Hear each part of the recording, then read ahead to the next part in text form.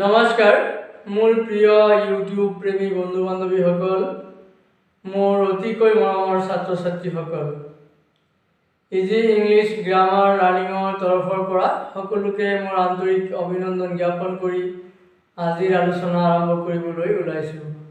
ছাত্ৰ ছাত্ৰীসকল, আমি ইয়াৰ আগৰ ভিডিঅ'ত ডাইৰেক্ট নেৰেশ্যনক ইনডাইৰেক্ট নেৰেশ্যনলৈ পৰিৱৰ্তন কৰাৰ 2 নং নিয়ম বা ৰুল নাম্বাৰ 2 আলোচনা কৰিছিলোঁ। আজি আমি ডাইৰেক্ট নেৰেশ্যনক ইনডাইৰেক্ট নেৰেশ্যনলৈ পৰিৱৰ্তন কৰাৰ 3 নং নিয়ম বা ৰুল নাম্বাৰ 3 আলোচনা কৰিম। তো চোৱা, ডাইৰেক্ট নেৰেশ্যনক ইনডাইৰেক্ট নেৰেশ্যনলৈ পৰিৱৰ্তন কৰাৰ ৰুল নাম্বাৰ 3: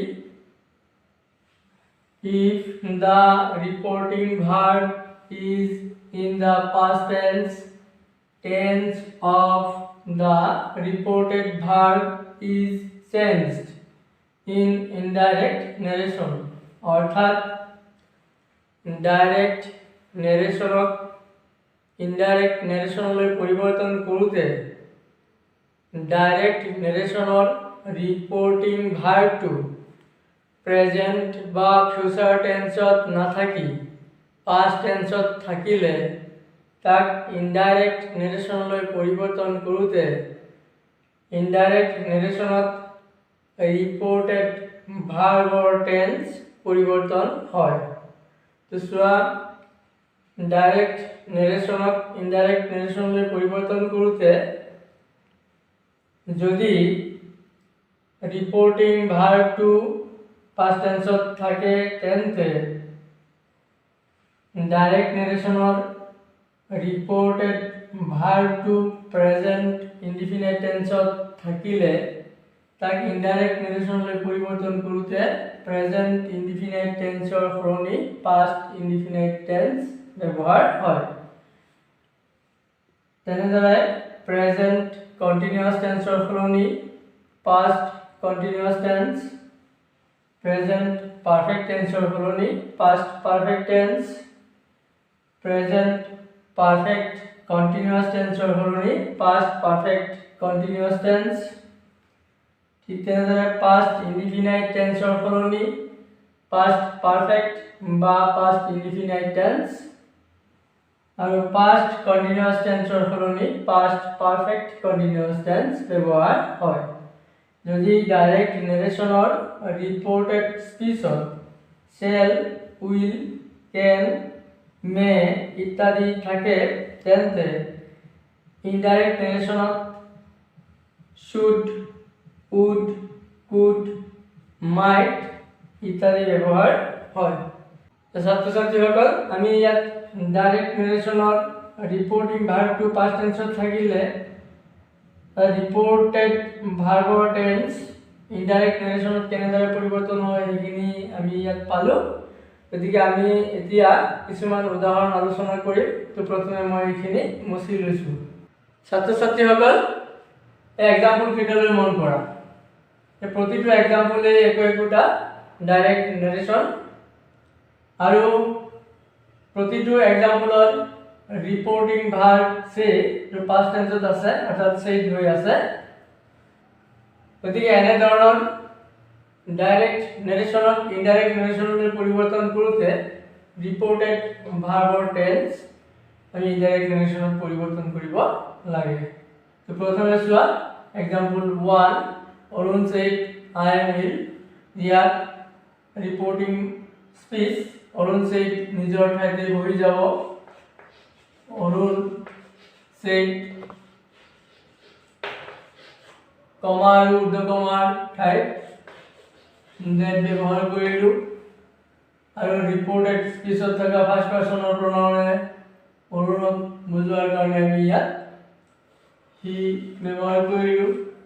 এতিয়া মন কৰা, ডাইৰেক্ট নেৰেশ্যনৰ ৰিপৰ্টেড ভাৰ্বটো প্ৰেজেণ্ট ইনডিফিনাইট টেন্সত আছে আৰু ৰিপৰ্টিং ভাৰ্বটো পাষ্ট টেন্সত আছে। গতিকে আমি ৰিপৰ্টেড ভাৰ্বটোৰ টেন্স পৰিৱৰ্তন কৰিম আৰু যেহেতু প্ৰেজেণ্ট ইনডিফিনাইট টেন্সত আছে গতিকে আমি পাষ্ট ইনডিফিনাইট টেন্সলৈ পৰিৱৰ্তন কৰিব লাগিব আৰু আমি ইয়াত এমৰ past tense was লিখিলো আৰু ইলৰ ঠাইত ইল বহালো।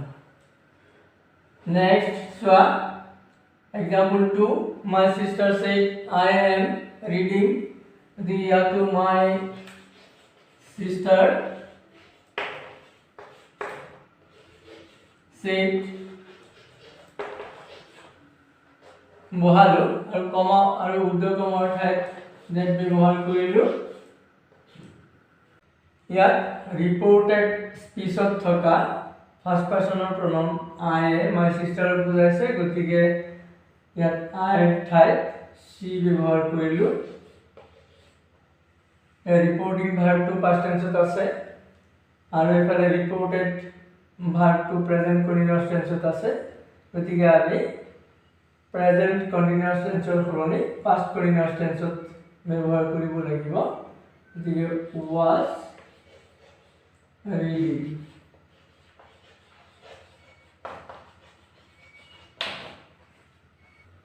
Example 3 Anil said I have seen the Taj Mahal। that reporting speech Anil said নিজৰ ঠাইতে বহালো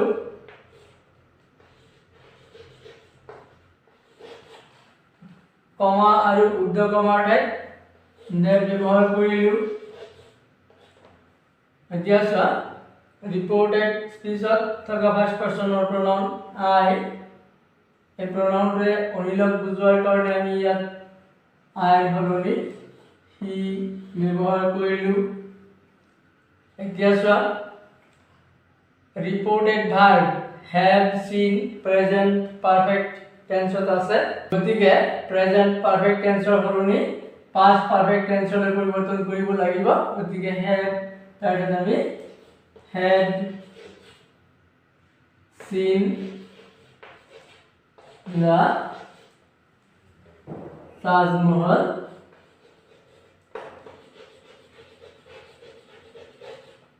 ব্যৱহাৰ কৰিলো। Example 4 they said we have been playing for an hour। ইয়াত ৰিপোৰ্টিং স্পীচ আছে they said, গতিকে আমি ইয়াত they said লিখিলো।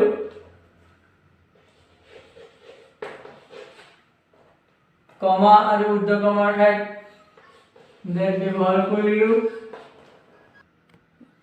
ৰিপোৰ্টেড স্পীচত ফাৰ্ষ্ট পাৰ্সনৰ প্ৰনাউন we আছে আৰু we দিক বুজোৱাৰ কাৰণে আমি ইয়াত we ঠাইত they ব্যৱহাৰ কৰিলো। আৰু ৰিপোৰ্টেড ভাৰ্বটো প্ৰেজেন্ট পাৰফেক্ট কন্টিনিউয়াছ টেন্সত আছে, গতিকে আমি তাক প্ৰেজেন্ট পাৰফেক্ট কন্টিনিউয়াছ টেন্সৰ সলনি পাষ্ট পাৰফেক্ট কন্টিনিউয়াছ টেন্সলৈ পৰিৱৰ্তন কৰিম। গতিকে হেবৰ ঠাইত had been তাৰপিছত আহিব playing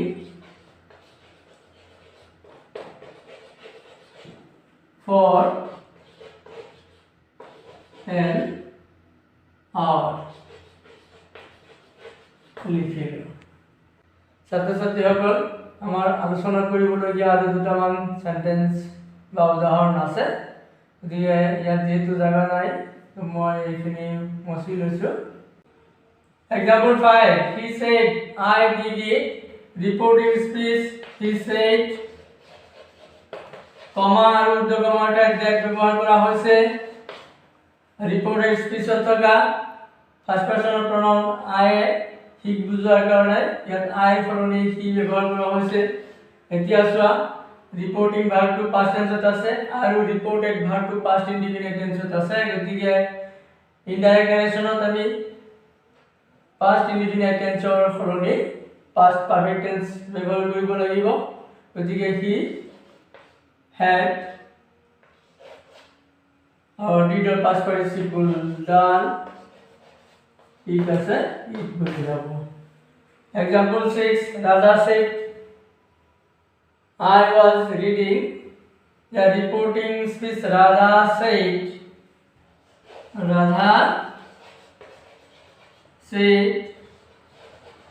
কমা আৰু উদ্ধকমাৰ ঠাইত that ব্যৱহাৰ হৈছে আৰু ইয়াত আয়ে ৰাধাক বুজোৱাৰ কাৰণে আইৰ সলনি she ব্যৱহাৰ কৰা হৈছে।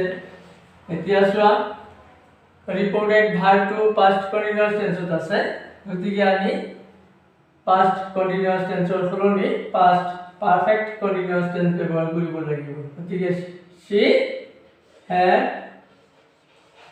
been reading.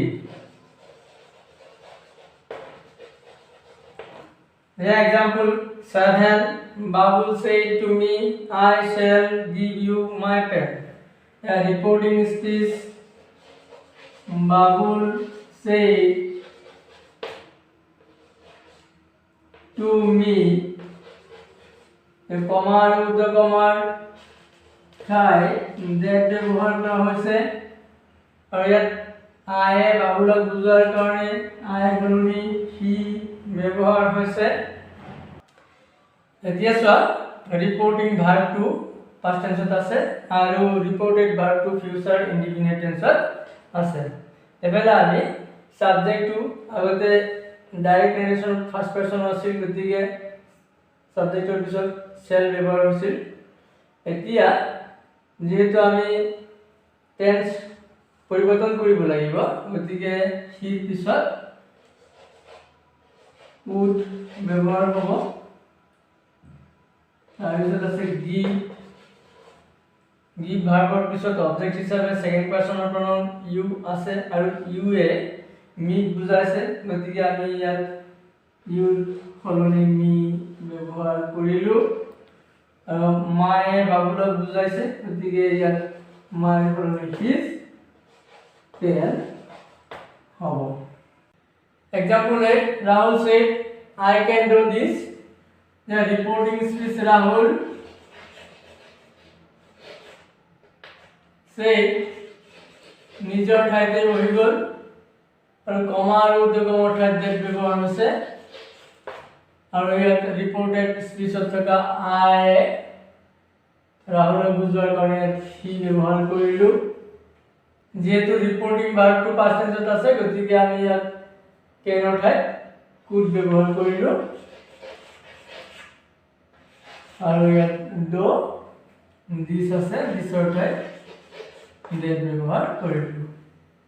Example 9, Ratul said, I was ill.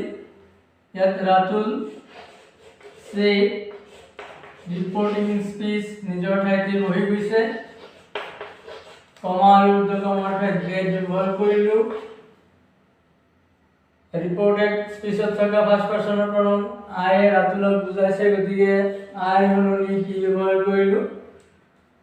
ইয়াত ৰিপৰ্টেড ভাৰ্বটো পাষ্ট ইনডিফিনিট টেন্সত আছে, গতিকে আমি ইয়াত পাষ্ট ইনডিফিনিট টেন্সৰ সলনি পাষ্ট পাৰফেক্ট টেন্সত ব্যৱহাৰ কৰিব লাগিব। অৰ্থাৎ he পিছত had আৰু wasৰ ফাৰ্ষ্ট পাৰ্টিচিপল been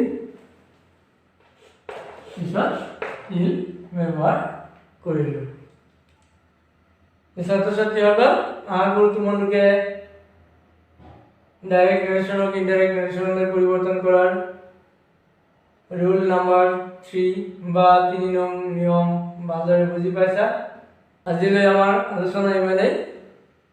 ভিডিঅ'টো ভাল লাগিলে সকলোৱে লাইক, কমেণ্ট আৰু শ্বেয়াৰ কৰিবা আৰু পৰৱৰ্তী ভিডিঅ'সমূহ পাবলৈ চেনেলটো ছাবস্ক্ৰাইব কৰিবা। পৰৱৰ্তী ভিডিঅ'ত পুনৰ লগ পাম।